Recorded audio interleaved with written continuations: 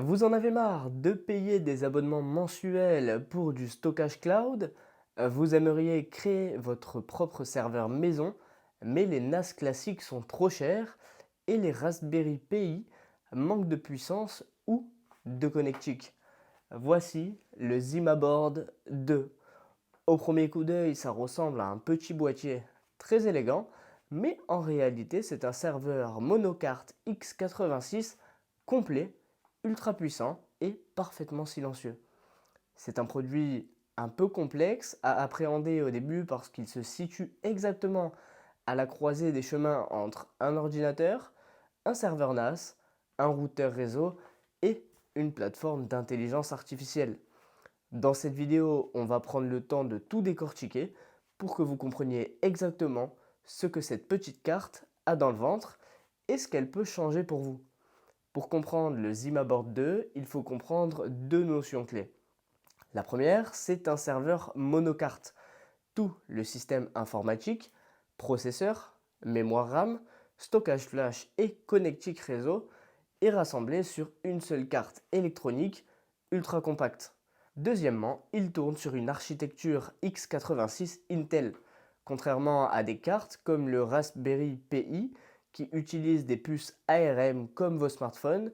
Le Zimaboard 2 embarque un vrai processeur d'ordinateur, le Intel Processor N150 avec 4 cœurs allant jusqu'à 3,6 GHz. Pourquoi c'est capital? Eh bien parce qu'une architecture x86 signifie une compatibilité universelle.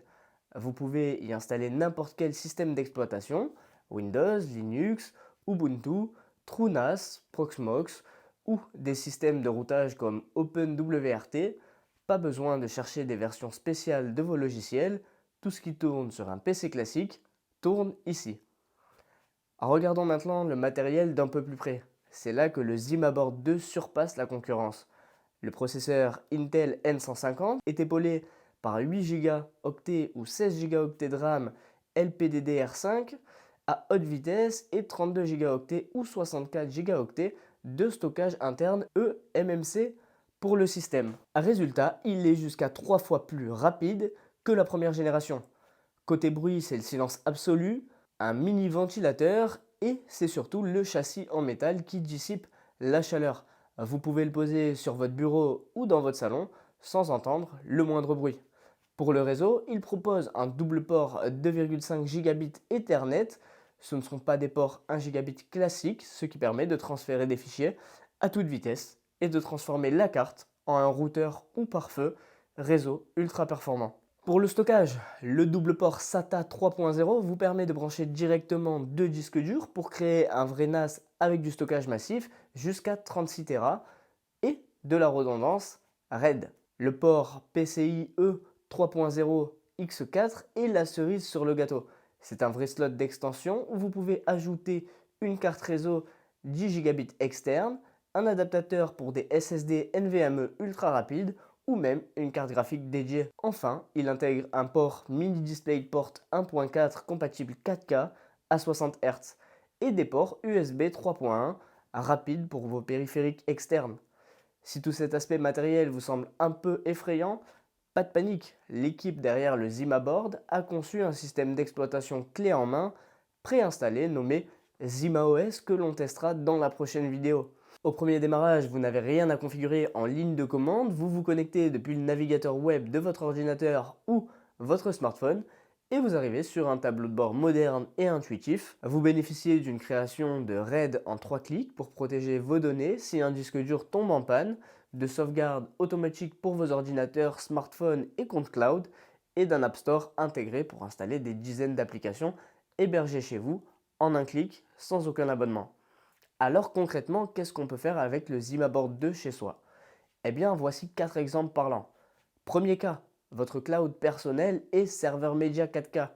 Installez Plex ou Jellyfin, grâce au processeur Intel N150 et sa partie graphique intégrée, la carte peut réencoder du contenu 4K à la volée vers vos téléphones, vos tablettes ou vos TV.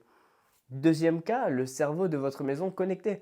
En y installant Home Assistant, le Zimaboard 2 devient le chef d'orchestre de votre domotique. Il centralise vos ampoules, thermostats et capteurs de toute marque, le tout en restant 100% local et privé.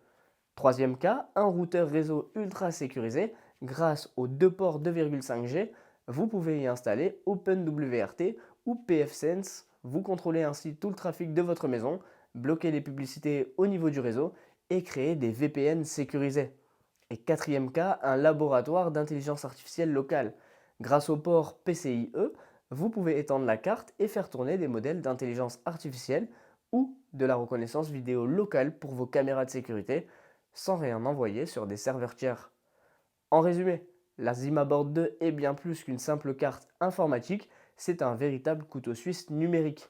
Il comble le vide entre les cartes d'expérimentation, bon marché et les serveurs d'entreprise coûteux et énergivores. Que vous vouliez un NAS simple, silencieux et puissant pour vos sauvegardes et vos films, ou que vous soyez un passionné de tech qui veut une machine de test flexible avec du vrai PCIe et de la virtualisation, ce boîtier répond présent.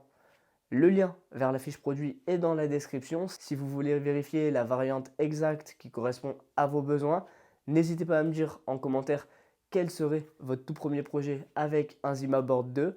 Si vous avez des questions, vous pouvez me les poser et je ferai au mieux pour y répondre. Et n'oubliez pas de vous abonner. À très vite pour la deuxième partie qui sera le test de ZimaOS.